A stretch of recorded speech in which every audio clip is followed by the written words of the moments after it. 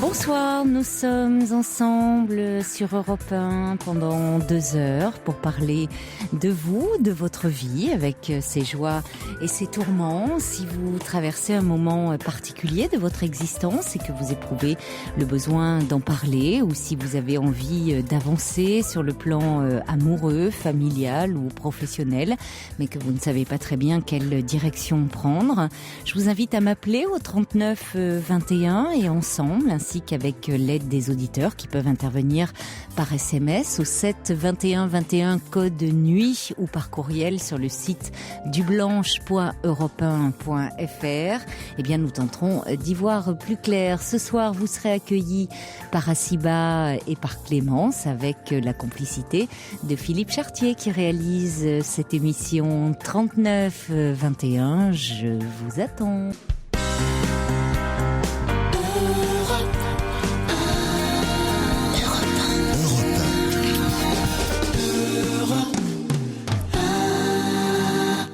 Bonsoir Louise. Oui, bonsoir Caroline. Ça me fait très plaisir de vous entendre. Ça fait longtemps que j'écoute vos émissions. Merci alors. Et toujours vous avez un bon jugement. Et vous êtes très douce avec les personnes qui viennent vous parler. Alors moi, ça va être un petit peu compliqué. Je vous appelle parce que je vous fais confiance. Oui, mais je vous remercie de ça. Mon gros problème, c'est avec mon compagnon, qui est déprimé, dépressif même, je dirais, et je n'arrive pas à gérer son comportement. Et ça me rend malade. Alors, pour vous parler de nous, il est l'homme de ma vie. On s'est rencontrés quand il avait la trentaine, on avait la trentaine. Oui. J'en ai la cinquantaine, il a 60 ans. Et comment vous expliquer, notre vie a été faite de séparation et de retrouvailles. C'est lui qui me quittait, mais chaque fois il revenait. En plus, il a eu un métier qui l'a amené à travailler sur les 4 coins de la planète. Oui. Et là, il y a quelques mois, au bout de 10 ans, 11 ans même, il est revenu. Alors je lui dis, cette fois-ci, il va falloir que ça soit la bonne. Au bout de 10 ans, 11 ans de séparation ? Voilà. Ah oui, ça fait très longtemps. Et je savais qu'il reviendrait un jour. Oui, mais dites-moi, comment vous les avez vécues ces 10 années ? C'est compliqué. Toutes les années, parce qu'il y a eu plusieurs années comme ça. Quand j'essayais de faire ma vie avec quelqu'un, si vous voulez, il était toujours présent dans ma tête. Et je pense que mais il était libre, lui, ou qu'est-ce qui se passait ? Alors, si vous voulez, il y a 20 ans, oui. Il m'a demandé en mariage. Oui. Et je crois que je suis quelqu'un qui lui fait peur. Parce que, je suis quelqu'un de très sentimental. Oui. Quelqu'un du Midi qui montre beaucoup ses sentiments, autant par les gestes et par les mots. Alors que lui est quelqu'un de l'Est, de la campagne. Il a eu une enfance difficile où on n'y a pas du tout montré de l'affection. Et moi, quand je lui montrais la mienne, ça l'étouffait. Et il m'a demandé en mariage, et j'ai dit oui. Et je crois qu'il est parti parce qu'il a eu peur. Je crois que chaque fois qu'il m'a quitté, parce que j'ai beaucoup analysé les choses quand même, je crois que chaque fois qu'il m'a quitté, c'est par peur. Oui, enfin, c'est très paradoxal comme attitude. Il vous demande en mariage, vous acceptez il m'a demandé et il part. 2 fois en mariage. Hein. Et à chaque fois, vous lui avez dit oui. À chaque fois, je lui ai dit oui. Et la deuxième fois, il est parti. Pardon ? Et ah oui, à chaque fois, il est parti. La première fois, donc, il est parti. Puis, quelques temps après, il s'est marié.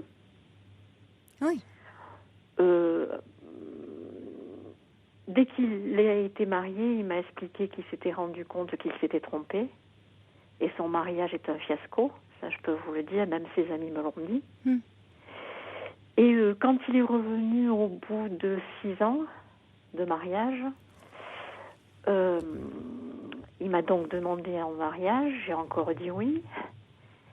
Et là, sa femme, je pense, a compris qu'il y avait quelqu'un qui pouvait être dangereux. Et elle est tombée enceinte. Donc, il est reparti avec sa femme. Là, son petit garçon est un peu plus grand. Il est revenu. Sa femme vit à l'étranger. Alors, vous voyez, c'est très compliqué. Sa femme vit à l'étranger. Elle vient de récupérer la rentrée scolaire de septembre, son petit garçon. Lui, il lui a donné, parce que si vous voulez, ça faisait des années qu'il s'était occupé de lui seul, plus ou moins, parce qu'elle elle partait, elle revenait, enfin bon, voilà. Et là, il est très malheureux de plus avoir son fils. Ils vont engager une procédure. Il a quel âge, l'enfant ? 12 ans. Oui. Son petit garçon est très perturbé, parce que quand ils ont des conflits qui arrivent souvent, c'est la guerre. Son fils, qui est un élève brillant, a des problèmes relationnels. Parce que toujours élevé, si vous voulez, dans un milieu... Je ne le connais pas, moi. Relevé dans un milieu... Mais c'est ce qu'il m'a raconté. Élevé dans un milieu d'adultes. Très fusionnel avec son père et je pense avec le même caractère que son père, vous voyez. Oui. Voilà. Alors là, ce qui se produit... Et pourquoi est-il très déprimé en ce moment ? Son petit garçon ? Non, lui, votre... Alors mon ami, oui. parce qu'il voit que son fils va mal, parce qu'il voit que son fils voudrait revenir avec lui, mais qu'il n'ose pas le dire, parce que ça voudrait dire « je veux pas rester avec maman ». Il a des problèmes à l'école. Oui, mais votre ami, qu'est-ce qu'il dit au-delà de du fait de la situation compliquée de son fils qui est perturbé par la situation. Qu'est-ce qu'il parce que vous dites au fond, il en est où d'ailleurs lui il vit où actuellement ? Il est en séparation. Qu'est-ce qui se passe ? Oui, ce que je veux dire par là, c'était pas tant géographiquement, c'est-à-dire il vit avec vous, il vit avec sa femme, Non, sa femme est à l'étranger avec son petit garçon. Et oui, c'est ça, donc il vit avec vous en ce moment. Et alors nous, comme on s'est retrouvés il y a peu de temps, on s'est pas encore remis ensemble, mais si vous voulez, on se voit régulièrement pour faire les choses en douceur, si vous voulez. En douceur par rapport à qui ? À vous ? À tous les deux. Parce que quand même, moi, quand il m'a appelé pour que je revienne, je me suis pas décidée quand même tout de suite. Mais vous n'avez pas de ressentiment vis-à-vis de cet homme qui, au fond, non. À chaque fois, oui, c'est ça, je suis surprise. Hein. C'est parce qu'à chaque fois, quand même, il est là dans votre vie depuis 20 ans, Louise. 30 ans, pardon, oui. Bon, alors, c'est vrai que ça a été entrecoupé parce que il y a ces 10 ans où il n'était pas là. Et où finalement, il vous demande en mariage et il vous fait quand même le coup à 2 reprises. À 2 reprises, il s'en va. Je trouve que vous ne lui en voulez pas. Et il va épouser une autre femme quand même, là, il n'est pas parti. Ça a été très difficile. Quand je l'ai su, ça a été très difficile. C'est ça, je vous trouve très... je suis étonnée en vous écoutant de... Alors, certes, il revient vers vous, hein, mais vous voyez, oui, là, il est pas bien, mais il s'est mis lui-même dans une situation... Et il le reconnaît. Bah oui... extrêmement compliqué parce que s'il est allé épouser, comme il vous dit, une femme qu'il n'aimait pas et puis qu'il dit qu'il s'enfuit. En fait, il m'a expliqué que avec la femme qu'il aime. Enfin, vous voyez, il faudrait, ce serait pas mal qu'il parle un peu, qu'il pose un peu tout ça. Hein. Excusez-moi de vous couper. Il n'arrive pas à me dire ses sentiments à mon égard, ce qu'il pense de moi. Et alors, ce qui est très paradoxal, il y a quelques jours, j'étais avec lui, et il y a un de ses amis qui est venu nous voir. Alors, on parlait de tout et de rien, et puis tout d'un coup, son ami me dit, tiens, il faut que je te dise quelque chose. Là, dernièrement, on était tous les deux et il m'a parlé de toi. Alors, je lui ai dit, ah bon, qu'est-ce qu'il t'a dit? Oh, il m'a parlé comment vous étiez connus, et puis il t'a décrite. Et il m'a dit, et tu corresponds tout à fait à la description qu'il m'a donnée. Alors je lui ai dit, j'aimerais bien savoir ce qu'il t'a dit. Alors il faisait que répéter ça. Tu corresponds tout à fait à ce qu'il a décrit. Bon, et il y avait mon ami là, hein, et je pense qu'il était gêné de dire. Et au bout d'un moment, il me dit, je vous dis textuellement, il me dit, ça t'ennuie pas que je t'embrasse? Ben je lui dis non. Alors il s'est penché sur moi, il m'a embrassée, et il me dit, tu es parfaite. Voilà, tu es parfaite. Qui vous a dit ça? Votre ami ou l'ami de votre ami? L'ami de mon compagnon. Oui. Il me répétait en fait quelque part ce qu'avait dit mon compagnon. Ah ben pour supporter l'instabilité de cet homme, oui, il faut de la constance. Hein. Oui. C'est ce que je trouve en vous écoutant. Alors je lui ai dit, je me suis tournée vers mon ami et je lui ai dit, vers mon compagnon, et je lui ai dit, pourquoi tu me dis pas des choses comme ça, quoi? Alors il m'a dit, par pudeur.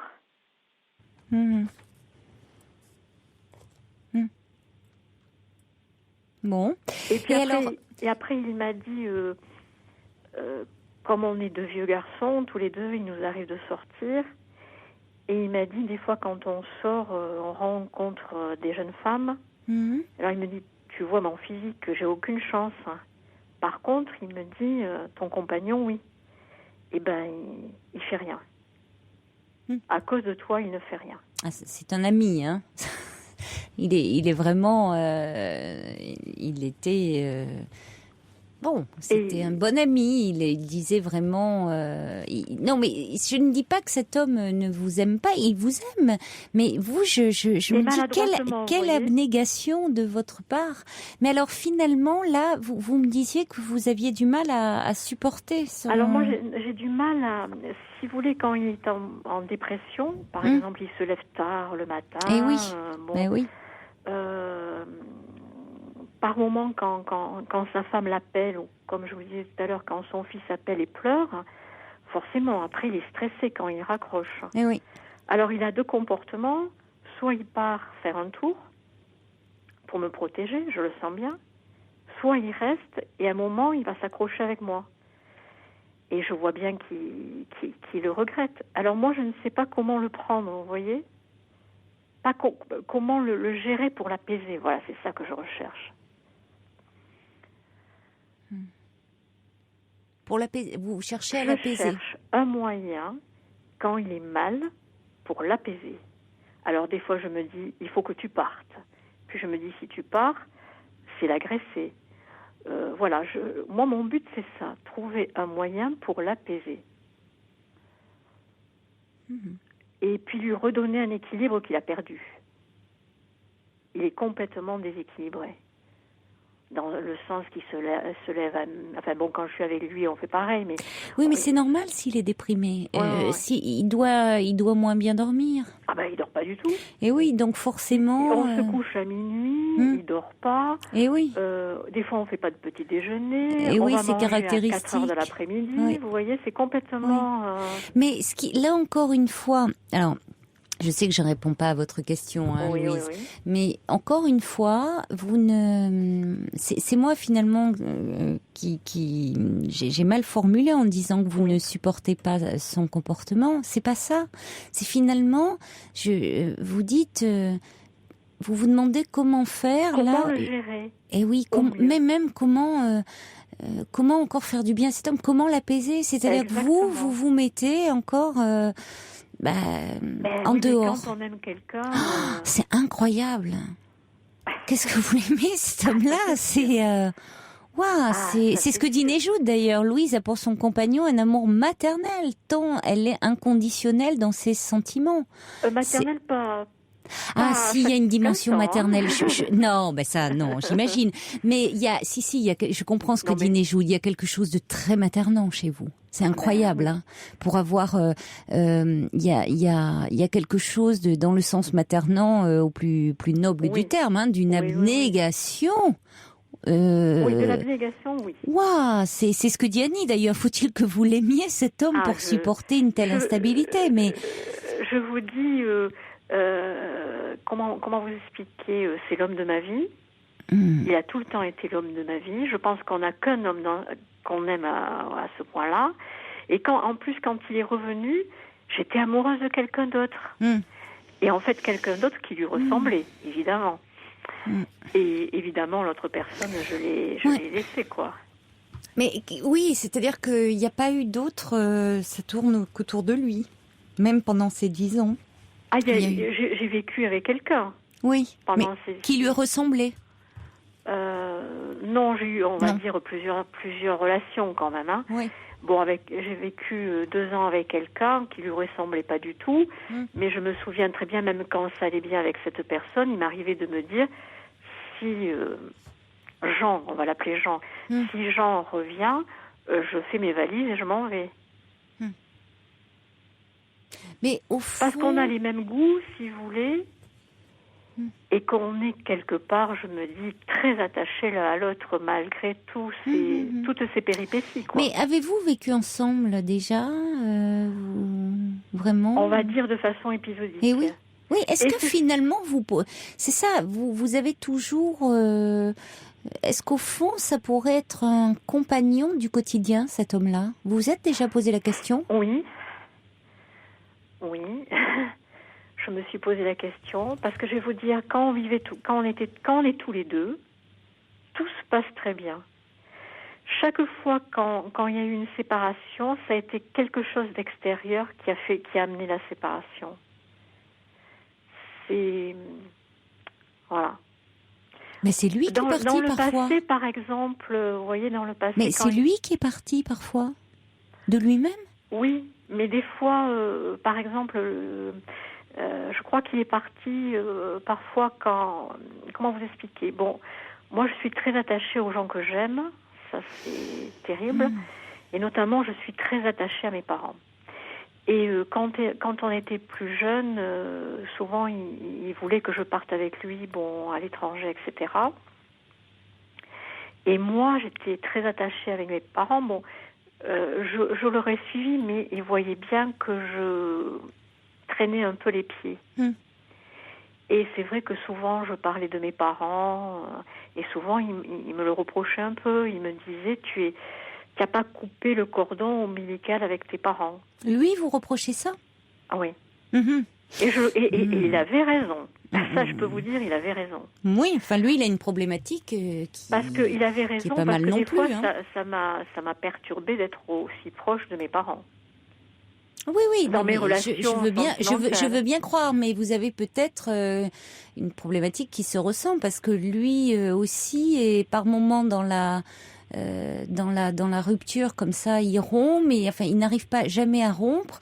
Et puis là, on voit bien d'ailleurs, il n'arrive pas du tout à faire face à cette séparation qu'il souhaite. Pourtant, mais on voit bien dès qu'il a sa femme au téléphone, c'est là il est perdu, il est paniqué, il sait plus quoi faire. Par moment, excusez-moi, je vous dirais que je me dis des fois qu'il en a peur. Ben oui, mais c'est ça, il réagit. Voilà, c'est courage, fuyons.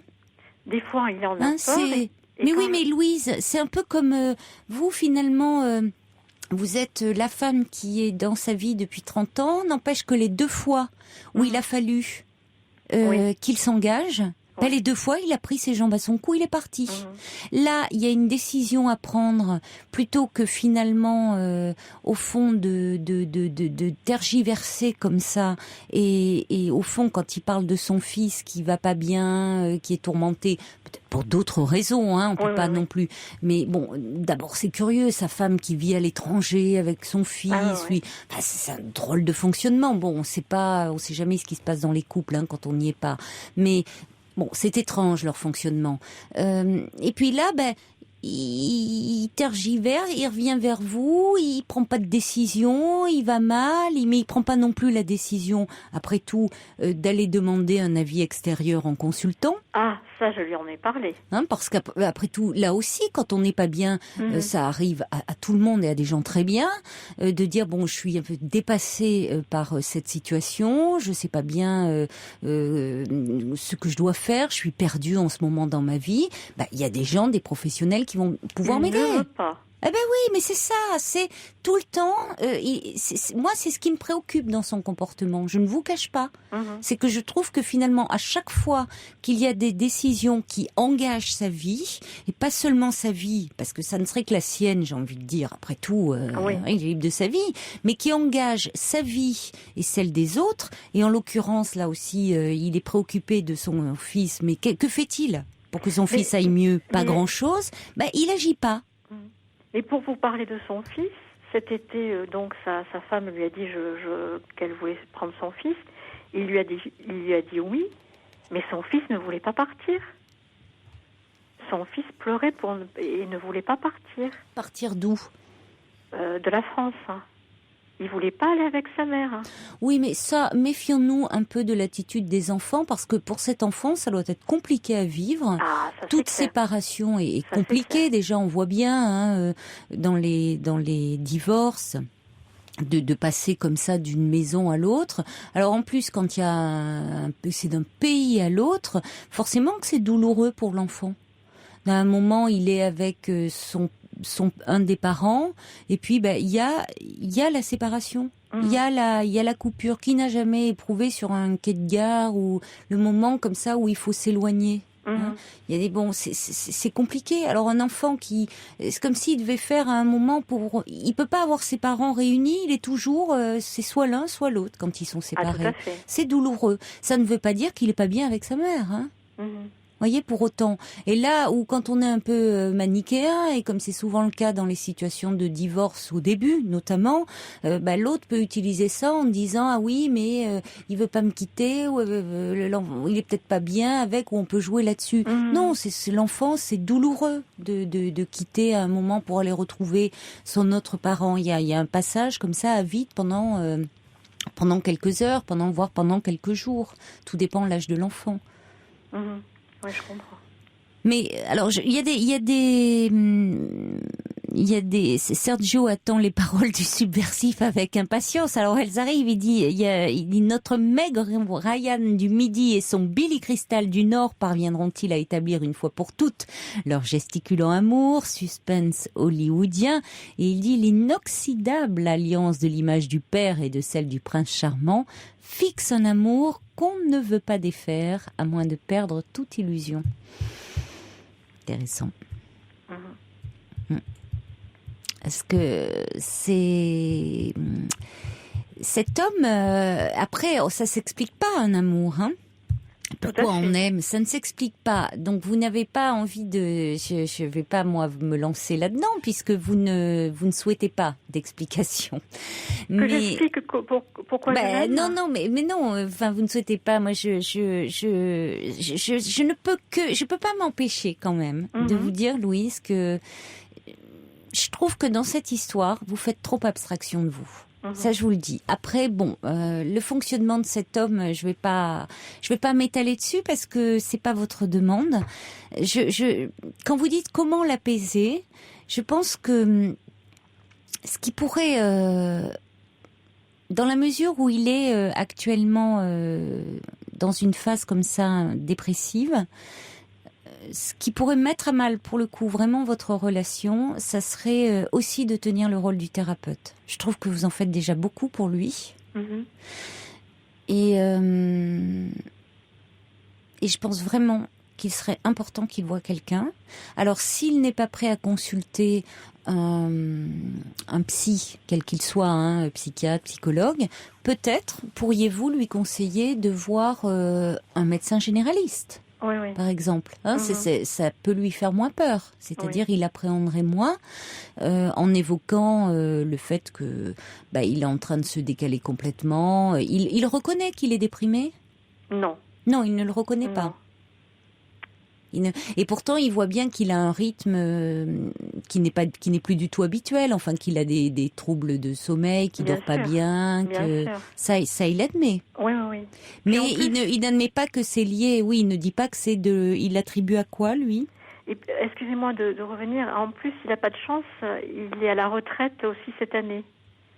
Et c'était quelqu'un de très actif. Alors, il y a deux choses. Oui, ça va être. Oui, oui. À quoi il attribue alors? À ses problèmes, en fait. Il dit que c'est ses problèmes, voilà, qui le rendent comme ça. Voilà. Alors peut-être, écoutez, lui dire à ce moment-là, ça sera le médecin qui l'acceptera peut-être mieux d'un médecin, qui d'ailleurs n'utilisera pas forcément le terme, enfin, ou qui dira vous êtes peut-être un peu déprimé en ce moment ou quelque chose comme ça, mais qui lui donnera un peu un traitement, enfin quelque chose d'un peu adapté, certainement. Dans un premier temps, qui lui offrira une écoute. On peut l'espérer. Il y a quand même beaucoup de médecins généralistes qui le font. Et puis peut-être, dans un second temps, il aura au moins une consultation. Oui. Voilà, une consultation avec peut-être un traitement. Ça, c'est le médecin qui va évaluer en fonction de son état, des symptômes qu'il va décrire. Je ne sais pas, ça sera au médecin d'évaluer. Et peut-être, s'il lui prescrit un tel traitement, ça nécessite un suivi. Ne serait-ce que pour un renouvellement d'ordonnance. Oui. Donc, dans le cadre d'un suivi, parfois, il y a des choses qui peuvent se débloquer un peu. Et puis, le médecin généraliste peut dire, écoutez, là, ça relève pas vraiment de mes compétences. Je préférerais que vous voyiez un médecin plus spécialisé. Bon, ils le font pas tous. Il y en a qui, après, continuent à prescrire comme ça, même sur du long terme, des antidépresseurs, au lieu d'orienter vers un médecin plus spécialisé, c'est-à-dire vers un psychiatre. Malheureusement, ils le font pas tous. Mais ça serait au moins mettre quelqu'un d'extérieur dans cette relation et que vous ne jouiez pas tous les rôles. Oui, je comprends. Voilà. Il y a Fédragé qui dit mais que d'excuses vous lui trouvez, vous l'idéalisez complètement, vous cherchez à l'apaiser et vous, qui vous apaise? Qui m'apaise? Eh oui. Une grande foi. Une grande foi. Oui. Ah oui. Ouais. Et oui, mais d'ailleurs, Harry dit. Quand je dis ça. Harry dit c'est même pas de l'abnégation, ça frise le sacerdoce. Vous voyez, il avait tout compris. Peu, oui. Un petit peu. Et il y a Kim qui dit quelle force pour supporter tout ça. Vous êtes vraiment parfaite. Ah voilà encore. Oui, reprenez ce que vous dites. Mais ça vous plaît aussi en même temps. Il vous renvoie une image du coup de vous très au fond. Ça vous renvoie une image parce qu'on sentait que vous étiez très flatté de cette image touché. qui vous renvoyait. Oui, touché. Je vais vous dire pourquoi, si vous voulez. Parce que ça vous renvoie aussi, voilà, ce côté, d'ailleurs, même au mot abnégation. On est dans le côté, dans la foi, c'est-à-dire le côté... dans la compassion. Oui. Oui, mais enfin, cet homme, c'est votre amoureux, c'est pas quelqu'un que vous prenez en charge... Bien sûr. Vous n'êtes pas à Lourdes non plus, là. Oh, presque, parce que vous voulez faire un miracle. Oui, c'est ça, mais on sent quelque chose de cet ordre-là. Bon, ça explique beaucoup de choses, alors, je comprends. Je comprends. Mais paradoxalement, mieux, moi, disons. je suis quelqu'un j'étais hospitalière à Lourdes, voilà. Eh oui, d'accord. Mais paradoxalement, moi, je suis quelqu'un qui n'est pas du tout confiance en moi. Et le fait qu'il ait dit à son ami qu'il me trouvait parfaite, ça m'a fait du bien. Et oui, et c'est là où finalement cette situation de prendre en charge cet homme, parce que moi je trouve que ça relève vraiment de ça, de le presque alors ça vous donne aussi à vous ça restaure quelque chose chez vous, d'une estime de vous-même un peu faible, un peu, voyez, donc voilà. Il y a de ça parfois dans le fait de s'occuper des autres, prendre soin des autres. Le risque, c'est effectivement de s'oublier. Donc, je crois que là, c'est quand même important qu'il y ait un médecin dans le circuit. Et je pense qu'il acceptera mieux un médecin généraliste qu'un psy, puisqu'il semble Bon, je vais essayer réservé. de le travailler à ce niveau-là, alors. Oh, écoutez, un médecin généraliste, c'est quand même important, ne serait-ce que... Mais il n'aime pas trop les médecins, pour vous dire. Non. Il a une infirmière dévouée corps et âme à domicile. Ça, je le comprends, cet homme. Hein. Et c'est un intellectuel, et j'ai remarqué que souvent les intellectuels n'aimaient pas les médecins. Ils pensaient pouvoir... Ça dépend lesquels. Oui. Ça dépend lesquels. C'est vrai qu'il ne faut pas généraliser. Non. Merci Louise, en tout cas, de votre confiance. Merci à vous. Au revoir. Et bonne soirée. Merci, au revoir. Au revoir. Pour rejoindre Caroline Dublanche, appelez le 39 21, 34 centimes la minute. Alors, il y a Julien qui nous envoie un petit courriel qui dit, après avoir entendu le témoignage de Louise, je comprends vraiment pourquoi on célèbre les femmes le 8 mars, nous dit Julien. Et puis Bénédicte qui dit, j'écoute ce témoignage avec tristesse et stupeur. Je cherche à comprendre ce que Louise cherche à se faire payer dans cette relation qui d'évidence satisfait une nécessité de souffrance réparatrice et une peur de l'abandon. Oui, Louise disait autre chose aussi, hein, c'est-à-dire qu'elle a une image assez...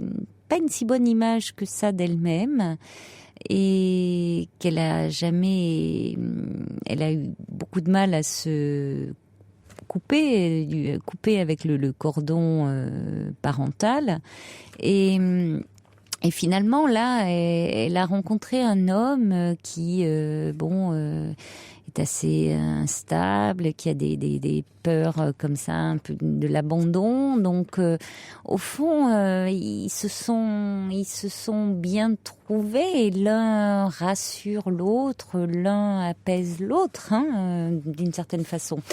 Et puis, alors évidemment, on veut toujours faire le bonheur des autres malgré eux, parce que Louise, c'est pas ce qu'elle attendait. Il y a Annie qui dit décidez-vous à exister. Il y a Isabelle qui dit ouais, Isabelle, c'est intéressant. Elle dit parfois on veut sauver l'autre au lieu de se sauver soi-même. C'est vrai que c'est souvent plus facile, dit Isabelle. Elle pose un point d'interrogation. Oui, c'est souvent plus simple, effectivement.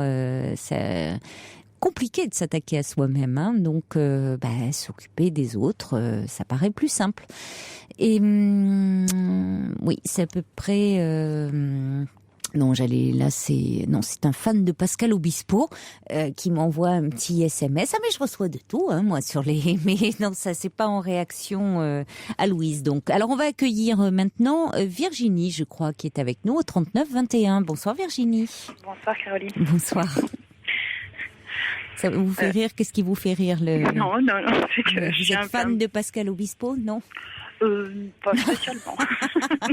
On va pas vexer. J'ai un fan de Pascal Obispo qui va aller le voir le 16 mars et qui est très impatient. Il met même son numéro de portable et je crois qu'il a envie de témoigner. Mais bon, si je commence à donner la parole aux fans, alors demain je vais en avoir un de qui, moi? Je sais pas, vous voyez, tous les soirs, remarquez, on pourrait faire. Ça pourrait être une nouvelle formule de l'émission. Non, mais j'aime bien Pascal Obispo, mais je préfère Julien Clerc. Ah, oui. Non, c'est autre chose. C'est autre chose, tout à fait. Bon, vous ne m'appeliez pas pour parler de ça, à vrai dire. Non, j'aurais préféré. Je vous appelle parce que voilà, ça fait maintenant 15 ans que je vis avec mon ami. Oui. On a donc 2 enfants ensemble et j'ai découvert donc cet été par moi-même que il m'avait trompée. Donc aujourd'hui j'en suis au stade où je me pose beaucoup de questions, à savoir pourquoi, comment, parce que c'est quelqu'un qui ne parle pas. Donc en gros aujourd'hui la seule chose qu'il peut me dire c'est on efface tout, on oublie tout et on passe à autre chose. Donc en gros j'ai l'impression que tu souffres et c'est tout. Et je ne veux pas parler de quoi que ce soit. Donc j'ai pas de réponse à pourquoi, comment. Il a été hospitalisé en avril et depuis il y a eu un changement catégorique. Et il a été hospitalisé en avril, c'est-à-dire donc de l'année dernière, ça va faire 1 an ? Oui, c'est ça. Oui, Et en il y a fait, eu un changement à quel niveau? après l'hospitalisation, j'ai senti un changement de comportement, j'ai senti pas des cachotteries, mais un comportement très très on va dire suspect, en ce sens que il y avait déjà plus de il y avait de l'agressivité, il y avait c'était des excuses un peu. Oui. Vous pensez qu'il aurait rencontré dans ce cadre-là cette femme? Je pense pas dans ce cadre-là. Non.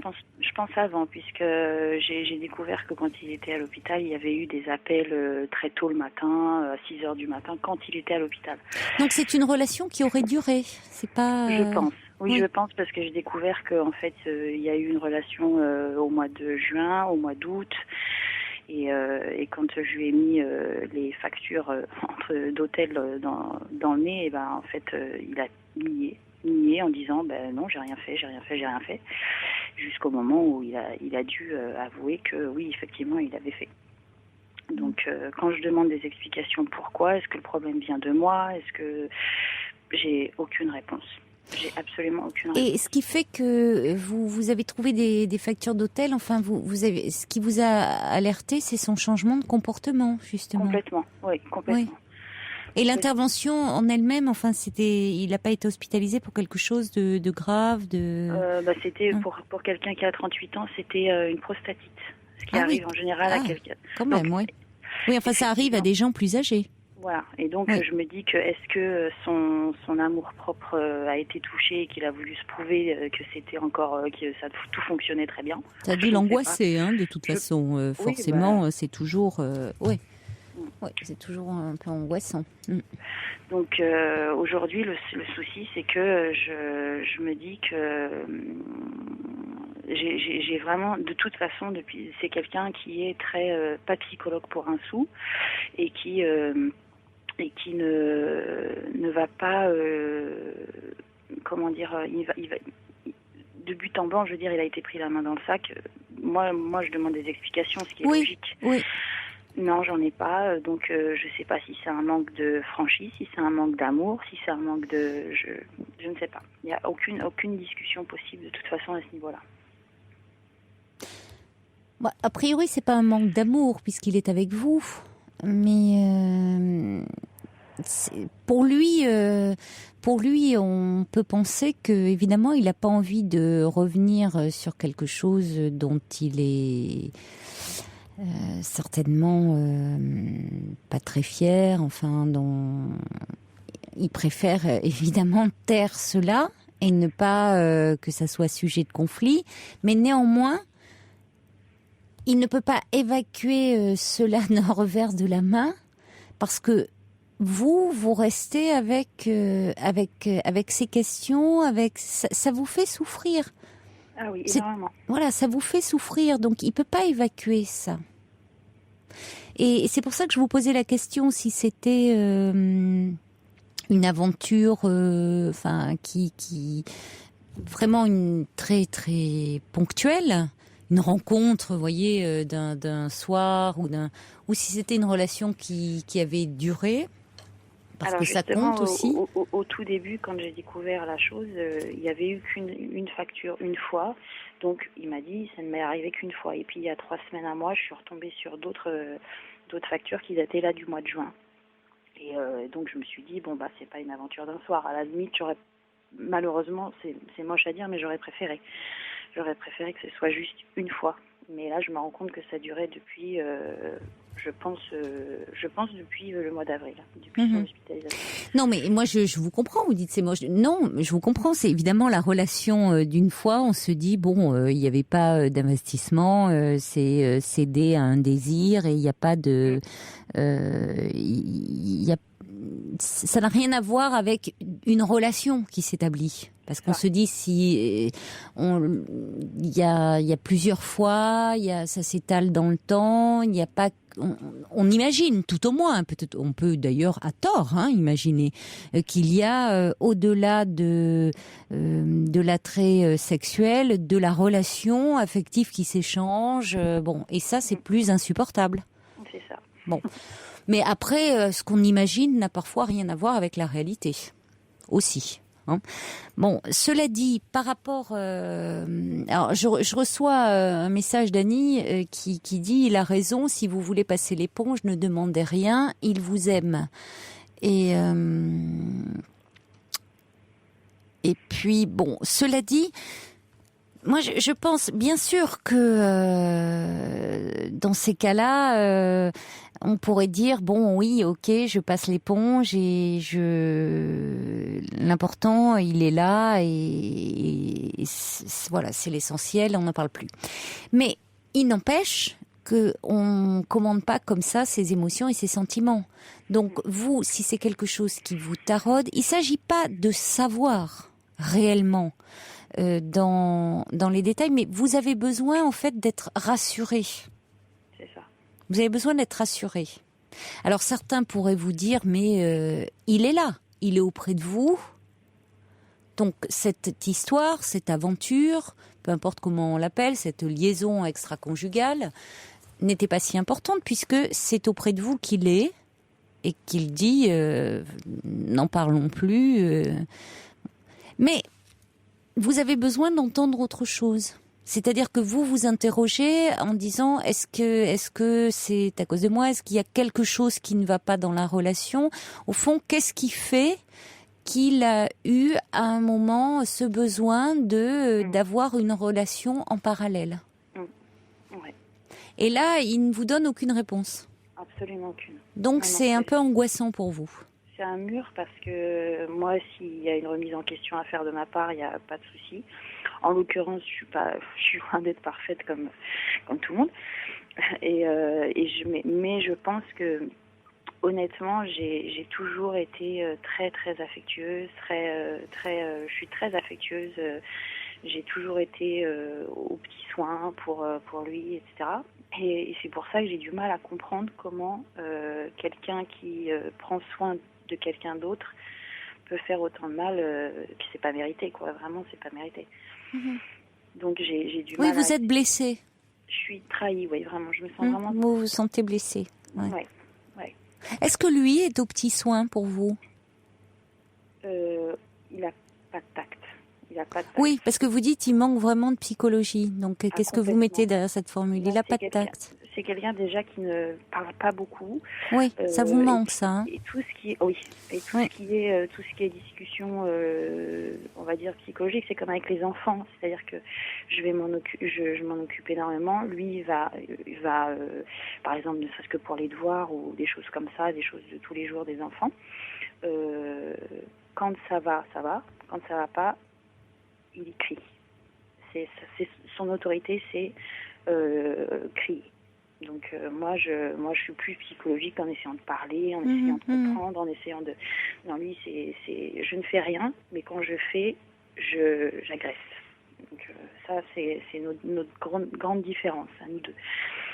Donc pour les enfants, bon, ça fait une balance, hein, ça fait un petit équilibre quand même, mais trop déséquilibré. Donc il y a trop de déséquilibre pour moi.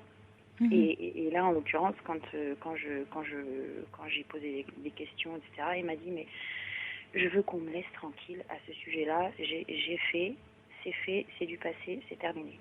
Donc moi, je me dis bon bah voilà, c'est fait, tu souffres et on n'en parle plus. Et c'est comme ça que je le prends. Oui, vous le prenez comme ça. Ce n'est pas comme ça qu'il le formule. Non. Est-ce que vous lui avez dit que ça vous fait souffrir? Ah oui. Comment il réagit? Je sais. Voilà. Eh oui, il est dans sa culpabilité. Mais il est tellement, c'est quelqu'un tellement fier que c'est pas quelqu'un qui dira j'ai eu tort ou j'ai fait. Il a Mais est-ce que c'est ça que vous attendez vraiment? Qu'il vous dise j'ai eu tort? Je pense qu'il le sait et de par son comportement. Oui. Qu'est-ce que vous attendriez au fond de lui ou qu'il vous dise? Qu'est-ce qui pourrait vous rassurer? Des explications, de l'honnêteté, pourquoi et si le problème vient de moi, parlons-en. Mais est-ce que vous pensez que le problème vient de vous? Sincèrement, non. Oui, c'est ça, vous me dites que vous êtes très attentif, très attentionné.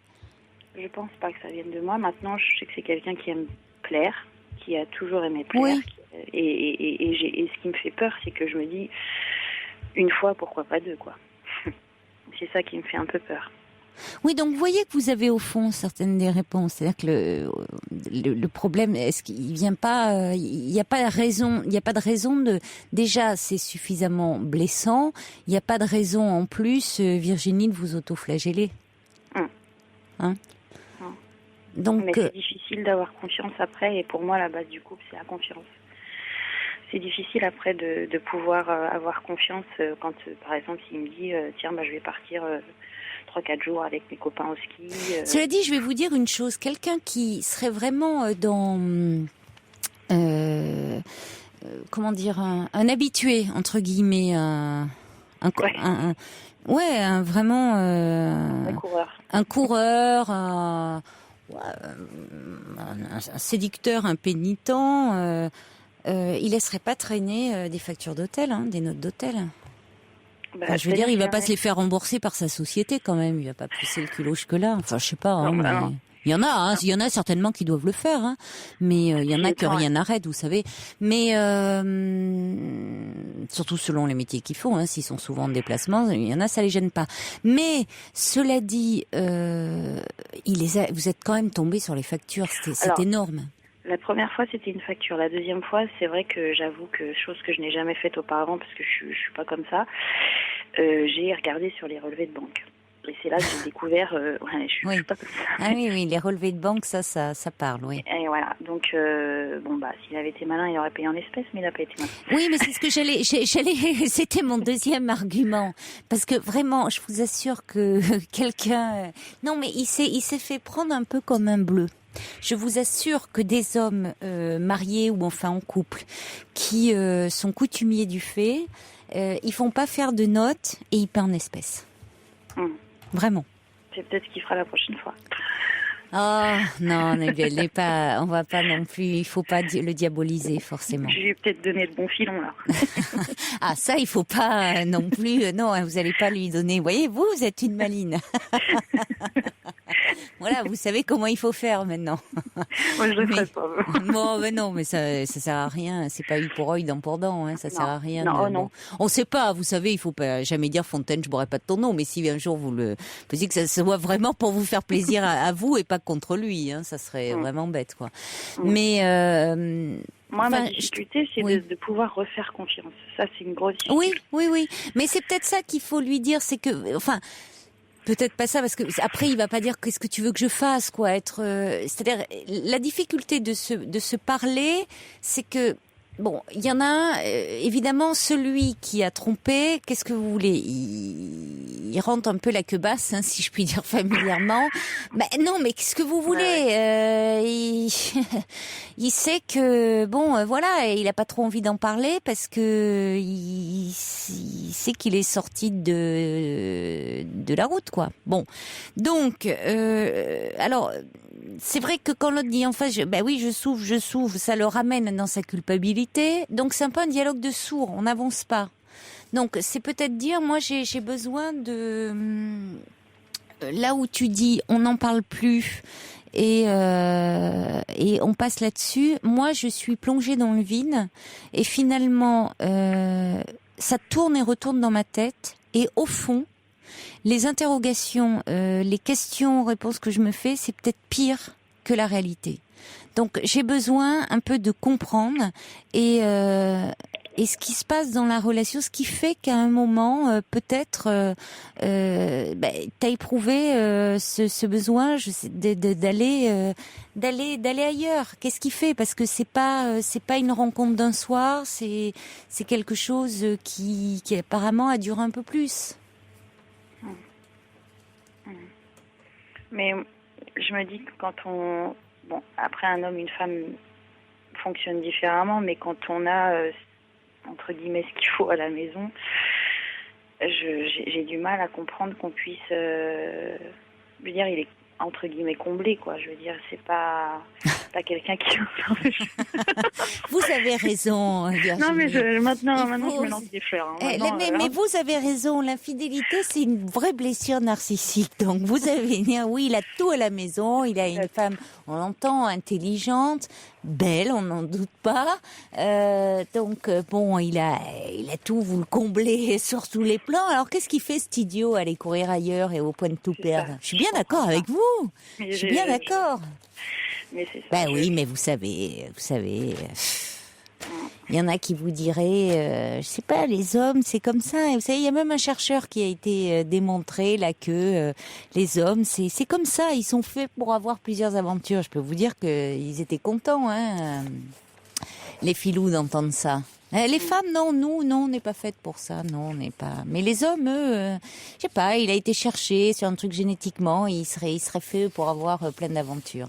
Bon, écoutez, c'est pas plus sérieusement. Il a pu être. Il y a quand même cet épisode. Alors vous dites avant, après on saura pas, et peu importe. De toute façon, vous allez pas. C'est jamais bon de devenir.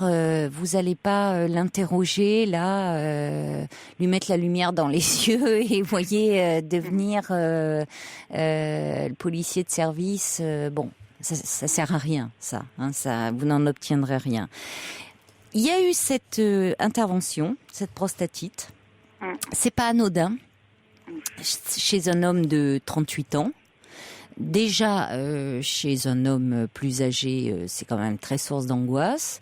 Il a pu, ça a pu réveiller des peurs. Je suis pas en train de lui chercher des excuses, mais ça, vous savez, tout ce qui touche quand même à leur sexe, hein, y a les hommes sont quand même très très fragiles, même si ils fanfaronnent beaucoup sur la question entre eux, dès qu'il y a une femme dans le circuit, ou bon qu'ils ont l'air comme ça très très à l'aise sur le sujet. Dans les faits, dans les consultations, tous ceux qui les reçoivent le disent, que ça soit les sexologues ou les tiens, le nom m'échappe.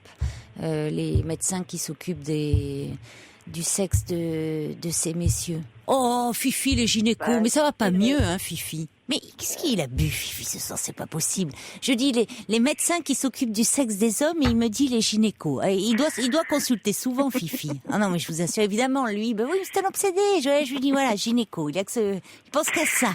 Voilà, quand je vous dis qu'il pense qu'à ça, Virginie, voyez? J'en ai un exemple, là, j'en ai un, là, comme ça, sous les yeux. Non, mais les andrologues. Voilà. C'est ça, moi je vais voir un andrologue et Fifi va voir un gynéco, tout va bien dans le meilleur des mondes. Bon, le 10, finalement, c'est souvent source d'angoisse, c'est souvent. Donc ça a pu jouer aussi, hein, ça a pu, peut-être qu'il y avait des choses qu'il n'osait pas forcément dire dans l'intimité de votre couple, et finalement, avec quelqu'un d'extérieur, une étrangère, c'est plus simple. Ouais. Bon. D'accord. J'espère que... D'accord. Mais je pense qu'ils tiennent compte de vous. C'est ça surtout qu'il faut qu'ils comprennent. Bon, c'est quelqu'un qui a du mal à parler. Hein, voilà. Sûr. Donc tenez-en compte aussi. Ça veut dire que c'est pas contre vous. Il est dans sa culpabilité, il est mal, et de toute façon c'est quelqu'un qui a du mal à verbaliser. Donc vous le changerez pas complètement. Mais bon, il est avec vous, hein, dans les faits. Donc c'est quand même ce qui compte aussi, hein, Virginie. D'accord. Bon. Très bien. Bon, j'espère que ça ira mieux.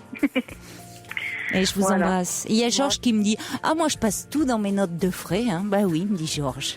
Ça y est, il se réveille. Puis moi, il travaille. Si c'est sa maman qui fait la comptabilité, elle va être content, la maman de Georges. Non, moi, il travaille à Air France, donc en ce moment, la comptabilité d'Air France, c'est pas ça. Oui, il faut mieux en rire. J'espère que ça passe pas. Ah ben oui, on comprend pourquoi ça va plus. Hein.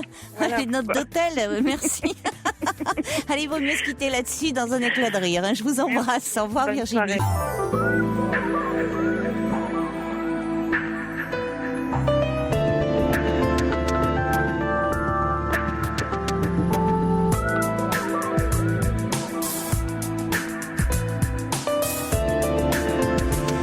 Deuxième heure de cette émission, toujours en direct sur Europe 1, avec tous vos témoignages au 39 21, toutes vos réactions, et elles sont nombreuses, hein, suite au témoignage de Virginie. Preuve, s'il en était besoin, que l'infidélité concerne beaucoup de monde, hein, hommes et femmes confondus. qui arrive alors par courriel sur le site europe1.fr. Il y a Sébastien d'Alençon qui dit l'appel du sexe ne s'explique pas, cette histoire reste classique, il ne faut même pas essayer de comprendre. Comme dit ma grand-mère, à qui, semble-t-il, beaucoup de femmes se confient, et la grand-mère de Sébastien, elle y va pas par 4 chemins, elle dit « Je suis pas la première à être cocu, tu ne seras pas la dernière ». Alors il faut pardonner ou quitter si on ne peut plus supporter cette situation. Et puis des réactions qui arrivent par SMS au 7 21 21 code de nuit. Quelqu'un qui dit « Je crois que j'entends mon histoire avec l'histoire de Virginie. 2 ans de colère, de haut et de bas. Il a enfin compris ma blessure et ça me permet d'oublier peu à peu. Courage à Virginie. » Annie qui dit « J'ai aussi un fils de 38 ans. Les filles viennent à lui. Alors pourquoi refuser ?» Oui, c'est un point de vue, Annie, mais je ne sais pas ce qu'en pense votre belle-fille. Je ne sais pas s'il est marié, votre fils. Le subversif dit « Le questionnement de Virginie est une réaction ordinaire. On cherche une cause, un fautif, un pourquoi pour apaiser sa douleur. Illusion que cela, l'apaisement est à trouver en elle-même. » Oui, mais j'ajouterais quand même que quand l'autre reste sans réponse, sans aucune réponse, ça ajoute au tourment. Je ne dis pas qu'il faut avoir des détails, il n'y a rien de pire, parce que le pire dans ces cas-là, et on peut malheureusement tomber dans ce panneau-là, toutes et tous.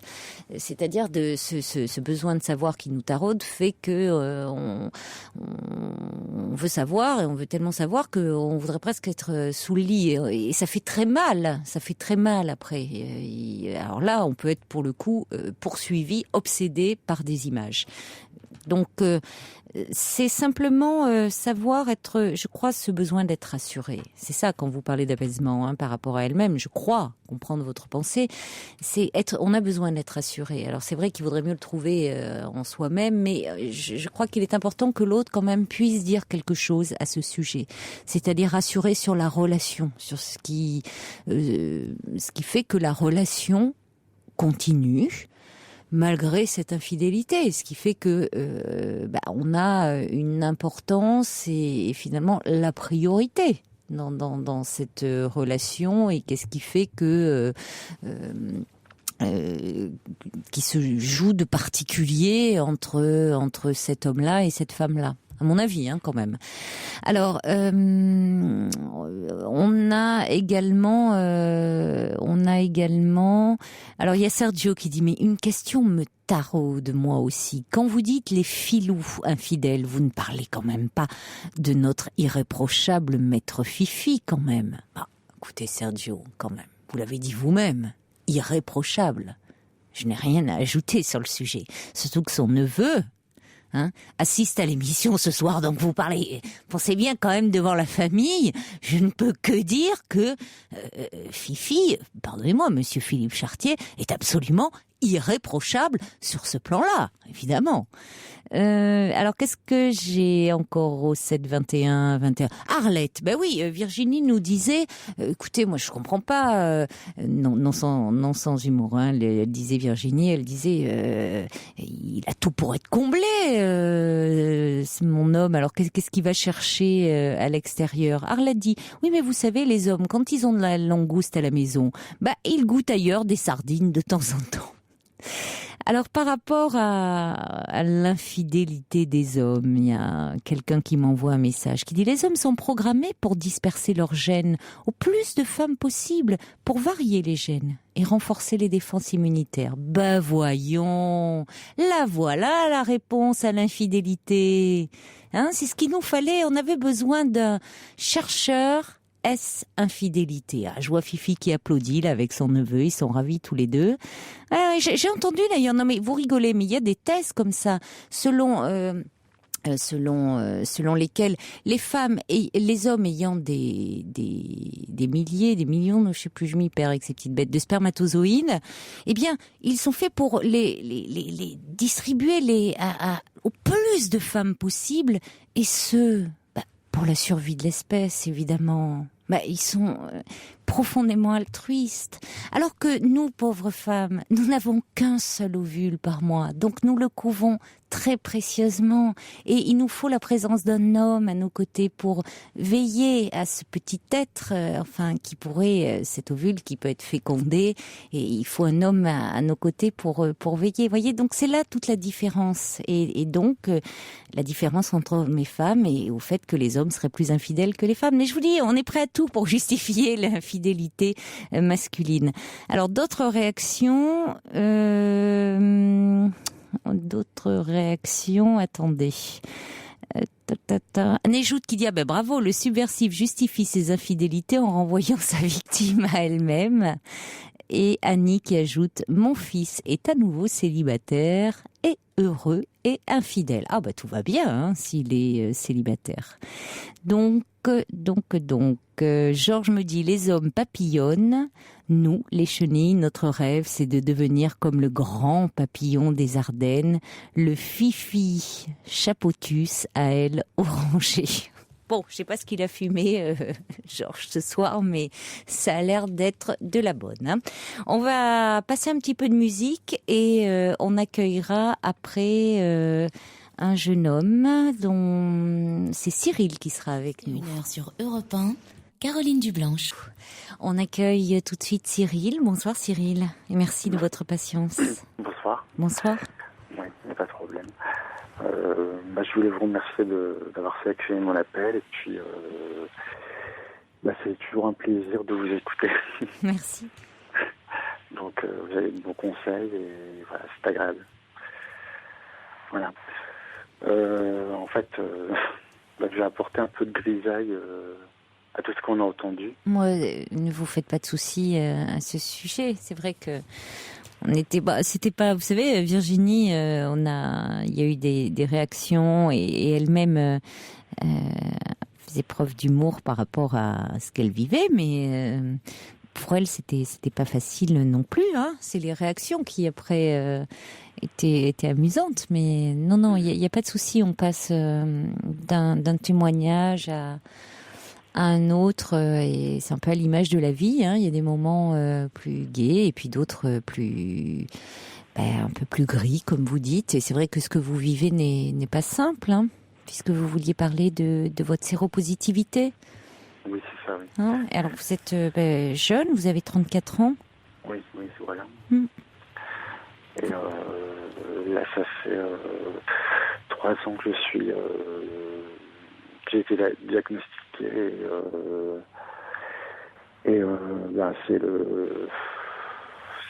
c'est le coup de massue sur la tête, quoi. Ça fait 3 ans, pardon, je vous entends pas très bien. Ça fait 3 ans que vous l'avez qu'on l'a diagnostiqué. Oui, voilà, c'est ça. Oui. Et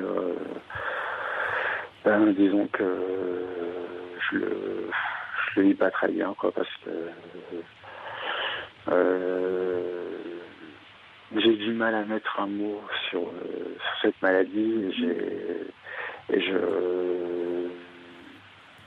comment dire, c'est comme si j'avais pas encore intégré la maladie, si vous voulez. Oui. Comme si elle était étrangère à moi, quoi. Donc, je me demande vraiment ce qui a bien pu me tomber sur la tête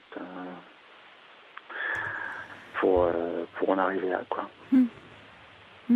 Mais, vous avez appris cela dans le cadre d'un dépistage où il n'y avait pas une angoisse particulière chez vous. Il n'y avait pas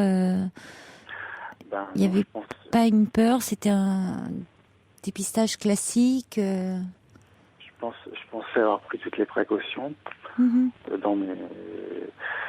niveau des relations sexuelles, et je pensais pas. Non, je ne m'y attendais pas, quoi. Donc, j'ai consulté un spécialiste et puis il m'a annoncé.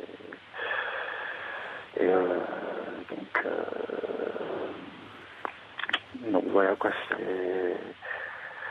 ça ça modifie beaucoup de choses. En plus, j'en parle très peu autour de moi. Et bon, j'ai quelques amis avec qui j'en parle. Ma famille n'est pas au courant. Et en fait, oui, volontairement, vous n'avez pas souhaité en parler. Pourquoi ? Parce que je vous entends vraiment pas bien, Cyril. Je ne sais pas si c'est votre téléphone ou si vous avez le combiné loin. Non. Là, ça va ?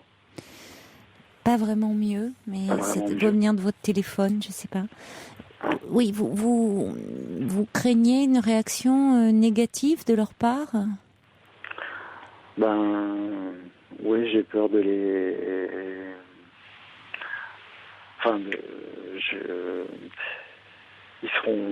ils vont être dévastés, quoi.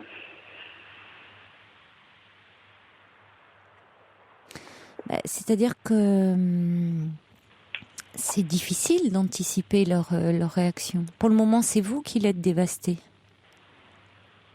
Oui. Donc peut-être que vous pensez que tout le monde ne peut être que dévasté autour de vous, en tout cas ceux qui vous sont très chers. Oui. En apprenant ça. Vous en avez parlé à quelques amis. Oui. Est-ce que c'est important pour vous ? Est-ce que est-ce que leur réaction est un soutien pour vous ? Est-ce que c'est un plus pour vous de savoir qu'ils sont là, que si éventuellement vous souhaitez en parler, ils peuvent être à l'écoute ? Oui,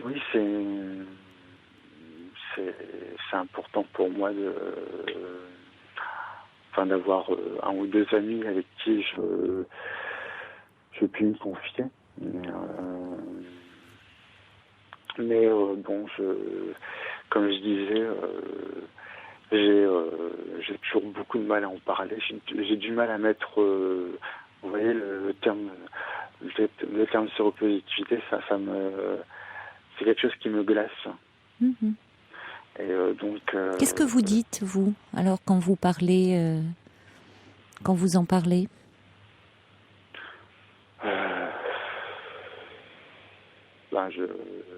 Je le dis quand même, mais du bout des lèvres, quoi. Et en fait, je crois qu'en fait, il y a une grande honte, si vous voulez. J'ai honte. C'est une réalité. J'ai honte de ma maladie. J'ai honte de ce que je suis devenu. Mais qu'êtes-vous devenu ?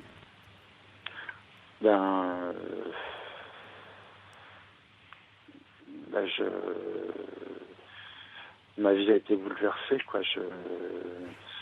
C'est plus comme avant. Je me sens honteux. Je me sens honteux de... Oui. Je me sens un peu sale aussi. Oui. Voilà, des choses comme ça. Oui. Et honteux de quoi, finalement ?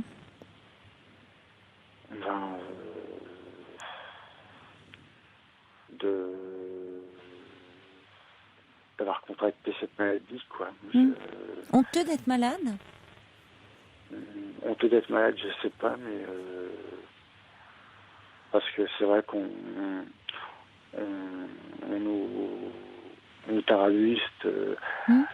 C'est normal, les campagnes les campagnes contre le sida sont assez efficaces, et on ne nous rappellera jamais assez qu'il faut utiliser le préservatif. Oui, mais aucune campagne, c'est normal, comme vous dites, qu'il y ait de la prévention. Mais on sait bien que il y a jamais zéro risque, ça n'existe pas dans la vie. Oui, bien sûr. Et pour autant, ça serait criminel de ne pas faire de campagne de prévention. On est bien d'accord. Oui, tout à fait. Pour autant, on vous aurait annoncé que vous aviez un cancer. Vous sentiriez-vous honteux d'avoir un cancer ? Non, moins. Parce que en fait, je me dis... puis en fait, j'ai peur d'en parler parce que j'ai peur des réactions du genre oui. Mais t'avais qu'à faire attention, tu te rends compte, on parle des préservatifs, qu'est-ce qui t'a pris, oui, c'est ça. Comme si vous avez peur qu'on vous culpabilise. Comme si déjà, on l'entend, c'est pas suffisamment dur de vivre avec le fait de savoir qu'on est séropositif. Vous savez, alors on pourrait dire aussi, en poussant plus loin, quelqu'un qui a par exemple, je sais pas, un cancer de la gorge ou des poumons ou de la vessie et qui est un grand fumeur. En poussant plus loin, il y a des gens qui pourraient lui dire, écoute, oui, mais tu vois, t'as beaucoup fumé, regarde, maintenant t'as un cancer de la gorge ou des poumons ou de la vessie, par exemple. Vous voyez, on peut toujours culpabiliser la personne par rapport à ses maladies. Il y a toujours des gens qui feront ça. Qui ont besoin, ça rejoint de trouver un coupable, quoi. Il faut il faut trouver, comme ça il faut stigmatiser. Pour autant, ça montre bien, et malheureusement, je comprends ce que vous exprimez, Cyril, et que vous n'êtes pas le seul à ressentir parmi beaucoup de personnes qui sont séropositives, hommes ou femmes, encore aujourd'hui, en 2010, c'est cette peur du rejet et ce sentiment de honte parce que le sida n'est pas encore suffisamment considéré comme une maladie comme une autre. Parce que malheureusement, c'est lié à la sexualité. Et la sexualité, quoi qu'on en dise, il y a ce poids des interdits, il y a le poids de alors les interdits effectivement, qui soient d'ordre religieux, moraux, éducatifs, enfin, et qui s'abouillonnent, quoi. C'est là. Alors, vous parlez effectivement de ceux de la prévention, comme s'il y avait, d'ailleurs, on disait à un moment, il y avait les bons, il y avait les bons et les mauvais, séropositifs. C'était ceux qui, quand il y avait eu le sang contaminé, cette terrible affaire de sang contaminé, ceux qui avaient été contaminés par transfusion, et puis les autres, ceux qui, d'une certaine façon, vous imaginez bien des milliards de guillemets, ils l'avaient cherché. Ils avaient été contaminés par voie sexuelle. Oui, tout à fait. Voilà. Tout à fait. Bon, or, si vous voulez, c'est là où il y a encore, évidemment, ça change, les mentalités évoluent, mais un travail à faire d'information, de sensibilisation, avec ce que font de façon formidable les associations, pour dire que vous ne devez pas, en plus, souffrir d'isolement et de stigmatisation. Oui. Et comme le dit Annie, ceux qui vous aiment, vous parliez de vos parents, de votre famille, ils seront tristes pour vous. Forcément. C'est triste comme de savoir que son enfant est malade. Mais on peut penser qu'ils seront là pour vous et que ça pourrait être un soutien de plus pour vous. Sachant qu'en plus, et vous avez vu des médecins depuis, vous n'êtes pas sans ignorer qu'aujourd'hui, on peut vivre longtemps, très longtemps, en étant séropositif, avec un traitement, effectivement, les traitements que sont les trithérapies, qui est contraignant, très contraignant. On va pas dire le contraire. Qui est contraignant, qui peut être mal supporté, Mais c'est-à-dire vivre avec la présence du virus dans le corps, mais qui va rester inactif. Oui. Oui, bien sûr. Et c'est vrai que Et dans le fond, vous, quand vous dites j'aime pas, vous n'aimez pas celui que vous êtes devenu, vous restez toujours celui que vous êtes. Bien sûr qu'il y a un avant et un après. C'est un cataclysme sur un plan intérieur. Bien sûr qu'il y a l'avant où vous faites le test et puis l'après où il y a cette espèce de couperet qui tombe. Mais à la différence aujourd'hui, c'est que on vous annonce plus votre arrêt de mort parce que vous pouvez vivre avec ce virus dans le corps qui va rester inactif. Oui, votre vie s'en trouve modifiée, c'est vrai. Il y a beaucoup de fatigue, il y a beaucoup on peut pas le cacher, mais vous, ce que vous êtes, Cyril, même si actuellement, bien sûr que psychologiquement, psychiquement, ce sont des phases difficiles et que vous pouvez traverser par des moments soit de déni où vous dites vous n'acceptez pas, ça reste extérieur à moi, des moments de dépression, mais dans le fond de vous-même, vous n'êtes pas un autre Cyril. Mais est-ce que vous avez des endroits un peu... Parce que, comme dit Annie très justement, séropositif, ça ne veut pas dire avoir le sida. C'est-à-dire quand vous parlez de maladie, c'est-à-dire que vous avez le virus en vous, mais qui reste inactif. C'est aussi... Bon, alors vous allez me dire, oui, on joue sur des nuances, mais qui sont importantes. Mais est-ce que vous avez des lieux où vous pouvez des lieux de parole? Est-ce que je pense notamment à des associations comme AIDS, ACT UP, toutes ces associations qui militent, qui organisent des groupes de parole, justement pour... Le pire, je crois, c'est l'isolement, pour que vous puissiez rencontrer comme ça d'autres personnes qui sont passées par ce que vous vivez, qui l'ont surmonté, qui sont à d'autres moments de leur évolution personnelle. Oui. Là, j'habite Lille et il y a AIDS, comme vous disiez tout à l'heure, et je sais pas, mais bon, j'ai pas encore franchi le cap de m'y rendre, quoi. Parce que, comme je vous disais, il va falloir raconter sa vie. Pas forcément. Vous savez bien, c'est pas... vous savez, ils ont quand même, malheureusement, depuis le temps qu'ils militent sur le terrain, ils ont une grande expérience. Et ils tiennent compte, ils savent à quel point c'est dur de pousser la porte. Et vous venez pas là pour chercher une information, vous venez là pour dire à quel point c'est difficile de vivre avec tout ça et de parler de ce sentiment de honte. Donc au départ, vous pouvez aussi venir et dire simplement c'est dur et j'ai besoin, et écouter ce qui se dit et dire pour le moment j'arrive pas à en parler.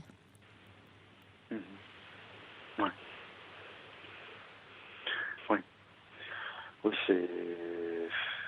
c'est vrai que dans ces 3 ans là,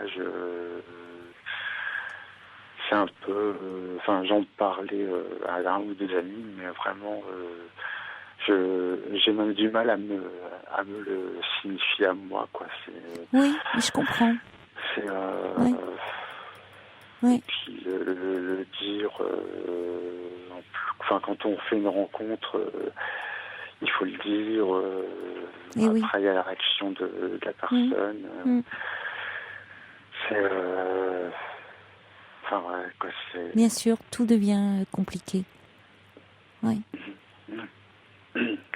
Et en même temps, vous avez raison aussi de ne pas le dire, de choisir à qui vous le dites. C'est-à-dire, bon, vous dites quand vous faites une rencontre dans le cadre amoureux, vous en parlez, vous les avez choisis de le dire à certains de vos amis, mais vous n'êtes pas obligé de le dire, voilà, vous n'allez pas le dire à vos connaissances, dans le milieu du travail, enfin, c'est comme quand on est malade, on n'est pas obligé de dire à tout le monde. Ça ne regarde pas non plus tout le monde. On choisit à qui on veut parler, à qui on veut se confier. Parce que déjà, quand on est fragilisé, hein, on n'a pas besoin de se prendre des réactions qui sont inadaptées, inappropriées, voire agressives. Oui, tout à fait. Donc, il est normal que vous protégiez aussi. Oui, tout à fait. Hein? Oui, c'est vrai. C'est vrai. On va accueillir. Il y a des réactions qui arrivent pour vous. Donc, il y a Fabrice qui dit de toute façon, pourquoi vouloir l'annoncer à vos proches ? De toute façon, pour le moment, vous ne l'avez pas fait. Donc, c'est moi qui en parlais de ça. Annie qui dit quand on est malade, on reste soi-même. Et puis Néjout qui dit parlez-en à votre famille, partagez ses peurs avec ce qu'on aime, brise la solitude. Elle dit en tout cas vous êtes admirable de courage. On va rappeler Corinne, dont la sœur est séropositive depuis 22 ans. Et on va accueillir Françoise. Bonsoir Françoise. Françoise, vous êtes là ? Bonsoir. Oui, je suis là. Bonsoir Françoise. Oui. Oui, vous m'entendez ? Très bonsoir. bien. Oui, bonsoir. Oui. Bonsoir. Moi, je voulais témoigner parce que je suis grand-mère d'une petite fille qui a 3 ans, dont la maman est séropositive, et qui est une magnifique petite fille et qui n'a pas été contaminée par cette maladie. Par honneur pour nous tous. Oui. Et après la naissance, sa maman a déclaré le sida. Voilà, ça s'est passé là. Et elle a été soigneusement bien soignée et maintenant elle va très bien, elle prend ses médicaments et elle va très très bien. C'est formidable, si vous voulez. Elle a repris tous ses kilos, elle a une vie sociale et tout. Et alors, elle n'a pas déclaré le sida, attendez, la petite fille, elle est rentrée dans la phase sida, votre fille ? Oui, pas ma petite fille, mais la maman. Oui, la maman. Oui, d'accord. Elle était séropositive pendant... Elle était séropositive depuis 15 ans et elle a décidé d'avoir un enfant, tout s'est bien passé. L'enfant n'a rien, par honneur, parce que bon... on ne le sait pas tout de suite, il faut attendre 1 mois et demi avant de le savoir, parce qu'à la naissance, on ne le sait pas tout de suite. Oui. Il y a un traitement à faire pendant toute cette grossesse. Et puis après, la maman... parce que quand on est enceinte, peut-être qu'on donne beaucoup, etc. Elle a développé... donc le bébé prend beaucoup de choses. Donc la maman a déclaré le sida 1 an et demi après la naissance de la petite. Elle a été merveilleusement soignée. Elle était tombée jusqu'à 40 kilos. Elle en fait 55 maintenant. Elle prend ses médicaments. Ça se passe très très bien et elle va très bien. Elle va très très bien. Donc je voulais témoigner pour donner plein d'espoir avec toute la thérapeutie qu'on a maintenant. On vit, c'est plus comme avant, Plus du tout. Et j'ai une autre amie, ma meilleure amie, dont la fille est séropositive depuis 22 ans. Et vous vous rendez compte ? Et elle a déclaré le sida presque en même temps que la maman de ma petite fille. Elle a été soignée aussi formidablement et elle va très très bien. Et elle envisage depuis quelques mois d'avoir un enfant. Oui. Alors, vous voyez, c'est plein d'espoir, plein de choses comme ça. Bien sûr, oui, parce que j'ai pas les chiffres en tête, mais peut-être vous les avez, vous, Françoise. Maintenant, les enfants, les grossesses étant évidemment très bien suivies, c'est très, il y a quasiment pas de risque que les enfants contractent le virus. Presque on pas. On est à 90% ou des choses comme ça. Oui. Enfin, c'est très faible en tout cas, on va dire. C'est extraordinaire même. Je trouve ça. La science, ce qu'elle a pu faire pour cette maladie. Maintenant, on prend des médicaments, elle en prend très très peu. Elle a eu un petit peu mal au cœur au début, etc. Oui, c'est ça, c'est quand même lourd. Mais elle n'en prend plus, elle n'en prend pas. Ça peut être mal supporté au départ, surtout. Voilà, 2 ou 3. Et puis ça va très bien. Vraiment, je veux dire, entre guillemets, on lui achèterait presque la santé, presque entre guillemets. On ne peut pas le savoir. Voilà, c'est extraordinaire. C'est merveilleux. Les découvertes, les choses qu'on a pu faire pour cette maladie.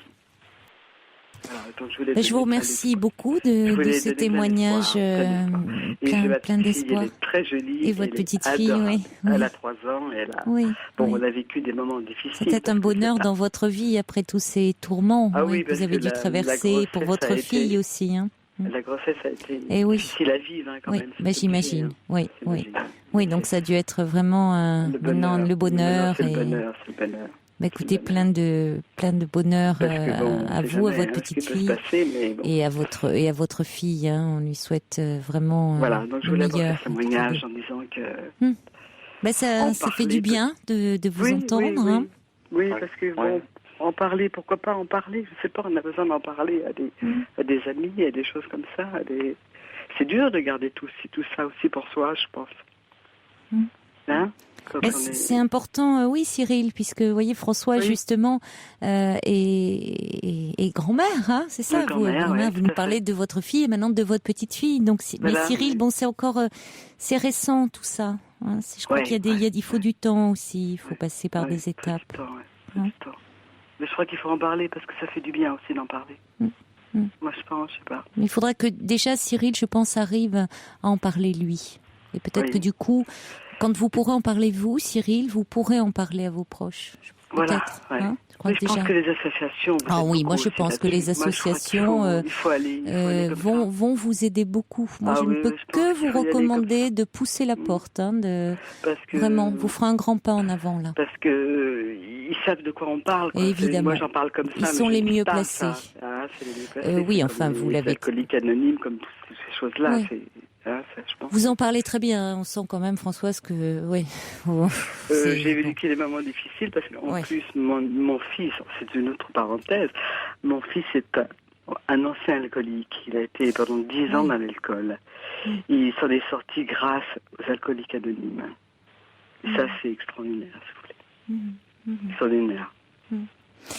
Oui. Et puis maintenant, il donne beaucoup aux autres, comme ça, avec des réunions, etc.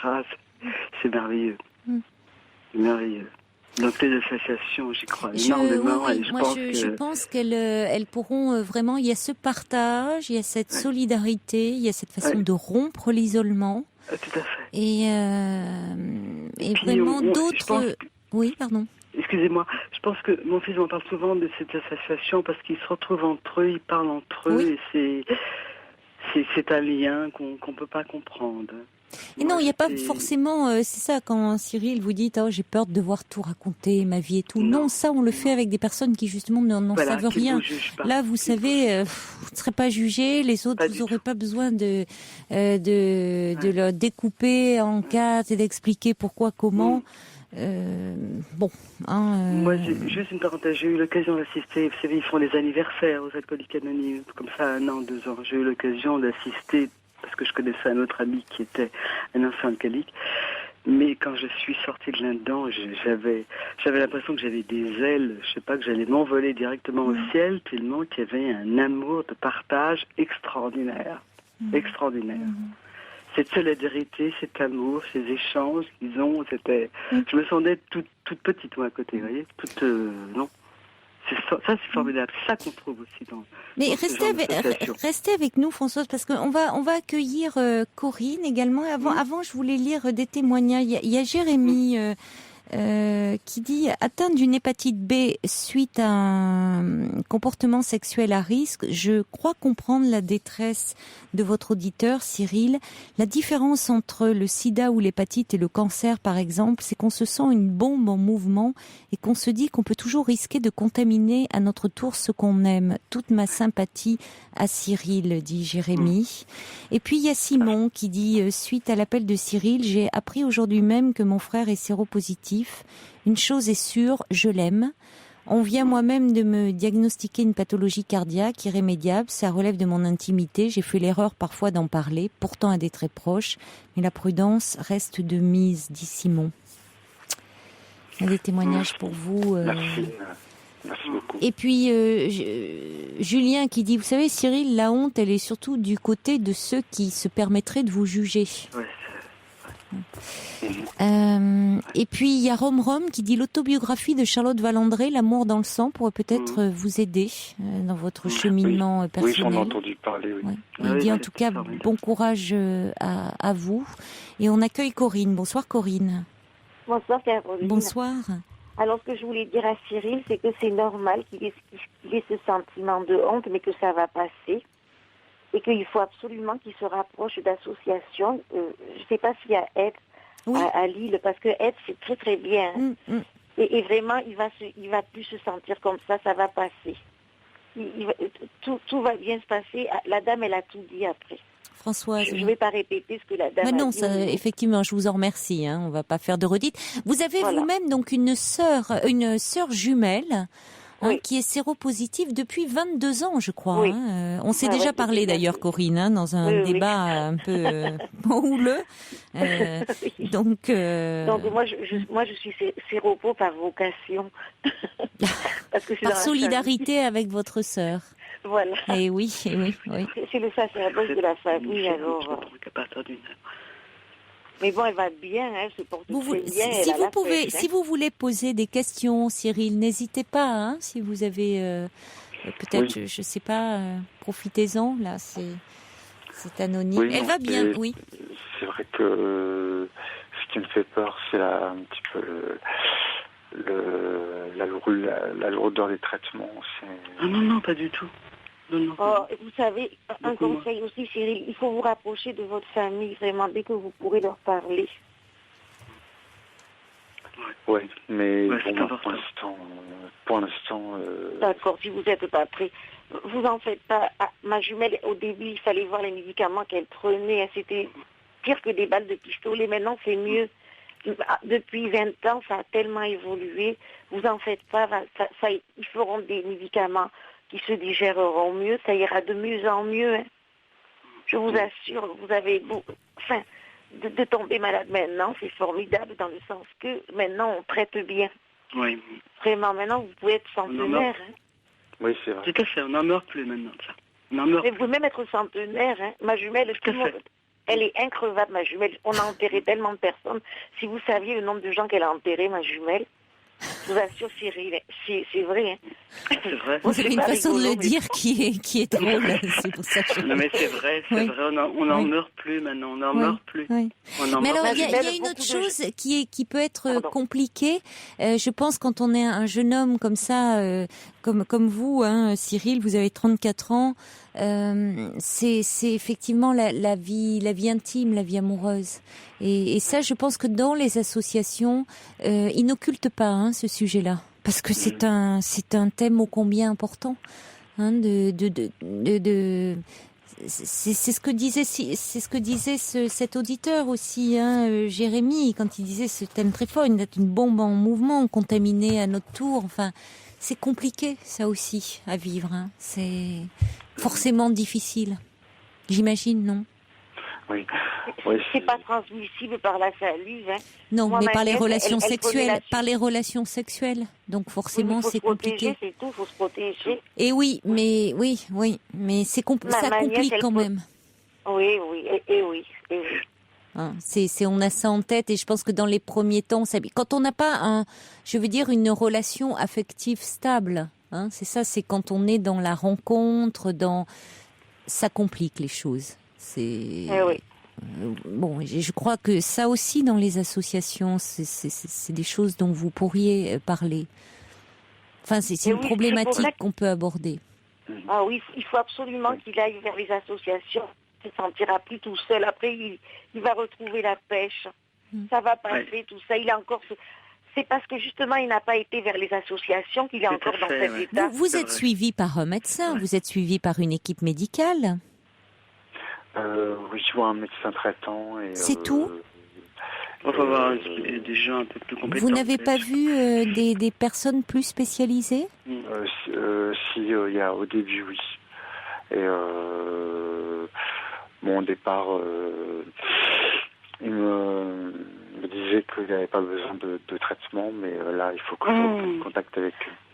Bon, il faut aller à Saint-Louis. Oui, parce que c'est la question qui me vient là, comme je sens que vous le dites, hein, que c'est tellement compliqué pour vous Les plus de grands l'intégrer. spécialistes sont à Saint-Louis. Cyril, les plus grands spécialistes sont à Saint-Louis, à Paris, à Saint-Louis. Parce que c'est ça, c'est tellement compliqué pour vous de l'intégrer, ça reste tellement quelque chose d'extérieur que peut-être, voilà, le risque, ça serait de tellement tenir à l'extérieur, c'est de pas bien vous faire soigner et prendre en charge. Donc ça, c'est important. C'est important parce qu'après, ça veut pas dire que vous allez y être tous les 4 matins, mais quand même de rencontrer vraiment des spécialistes et puis qui vous prescrivent le traitement qui est adapté. Là, bien sûr, il faut prendre un traitement dès le départ.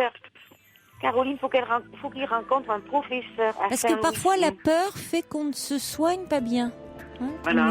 qu'on tient la maladie à distance, mais du coup, c'est elle qui gagne du terrain, c'est pas vous. Oui. Il faut pas. Non, il faut pas.